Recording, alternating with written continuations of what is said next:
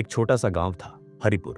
चारों ओर हरे भरे खेत, कच्चे रास्ते और सुबह होते ही मंदिर की घंटी और बैलों की आवाज से गांव जाग जाता था। इसी गांव में रहता था किसान रामू। रामू के पास ज्यादा जमीन नहीं थी, लेकिन उसकी मेहनत और ईमानदारी बहुत बड़ी थी। रोज सूरज निकलने से पहले वह उठता, अपनी पत्नी सीता के हाथ की बनी सूखी रोटी खाता और खेतों की ओर चल पड़ता। खेत उसके लिए सिर्फ जमीन नहीं थे, बल्कि उसका परिवार थे। एक साल बारिश ने धोखा दे दिया, खेत सूखे रह गए, फसल ठीक से नहीं उगी।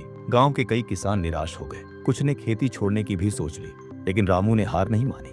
उसने कहा, मिट्टी कभी बेवफा नहीं होती, बस उसे समझने वाला चाहिए। रामू ने पुराने तरीकों के साथ नए उपाय भी अपनाए। उसने गांव के बुजुर्गों से सलाह ली, खेत में जैविक खाद डाली और पानी बचाने के लिए छोटे छोटे मेड़ बनाए। दिन रात मेहनत करता रहा, भले ही हाथों में छाले पड़ गए हों। कुछ महीनों बाद मौसम बदला, अच्छी बारिश हुई और रामू के खेतों में हरियाली लौट आई। जब फसल तैयार हुई तो पूरे गांव ने देखा कि रामू की फसल सबसे अच्छी थी। सुनहरे गेहूं की बालियां हवा में लहरा रही थी। गांव के लोग हैरान थे। वही लोग जो कल तक निराश थे, आज रामू से सीखने आए। रामू ने मुस्कुराकर कहा, खेती सिर्फ हल चलाने से नहीं होती, इसमें धैर्य और भरोसा भी चाहिए। उस साल रामू की फसल अच्छी बिकी। उसने अपने बच्चों को स्कूल में दाखिल कराया और गांव के कुएं की मरम्मत में भी मदद की। हरिपुर गांव ने उस दिन एक बात सीख ली, किसान सिर्फ अन्न नहीं उगाता, वह उम्मीद भी उगाता है।